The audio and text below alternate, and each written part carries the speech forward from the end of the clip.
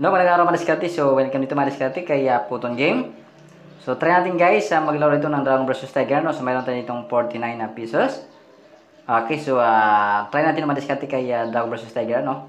Kung matagal-tagal na rin tayo guys, nakapaglaro kay Puton Game. Okay, so, ang gagawin natin dito mga diskarte is, okay, so, isti tayo guys ng tatlo, ano? So, halimbawa guys, Tiger tayo. So, magta-Tiger tayo ng tatlong beses. Halimbawa, nagbago si Tiger, no? So, nag-dragon siya. Steal lang tayo ng tatlong beses kay Tiger. So, try natin guys. So, start tayo. So, umpisa natin dito sa 5 pesos, 10 pesos, so 20, no? So, hanggang dyan lang yung bit natin. So, 5 pesos muna tayo dito guys kay Tiger.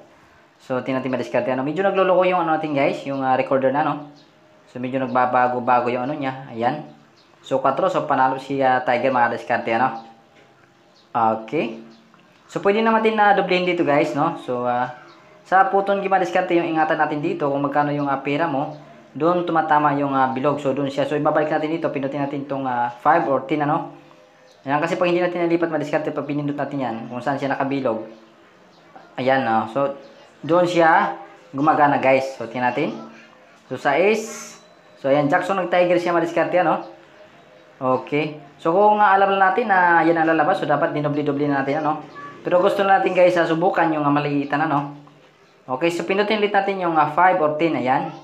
So kasi pag 50 madiskarte, pag nakalimutan natin, isang pindot lang yan, ubos yan, ano.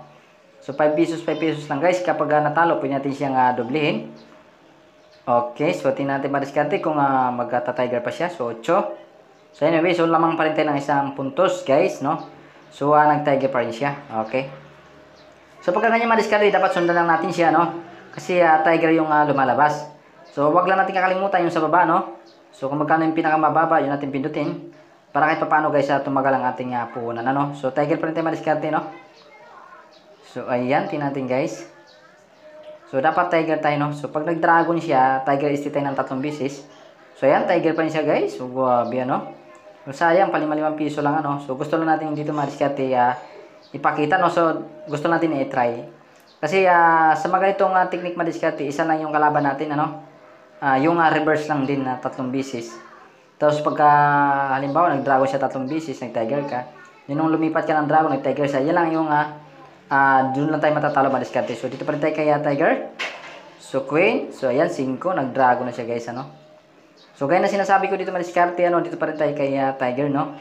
So dodoblihin natin yung bid natin. Pwede natin gawing 10 pesos or 15 pesos guys. So, istipan tayo dito kay Tiger, no? Sitin natin, guys. Ayan. So, 10 pesos lang, madiskarte, ano? Kumbaga, dinobli lang natin. Ayan. Tingnan natin kung magta-Tiger siya. So, ayan. Okay, so 8. Ayan, doon sa nag-dragon siya, guys. Nag-dragon siya. Okay, so, ganyan sabi ko, guys. Tiger. Dapat Tiger tayo madiskarte, ano?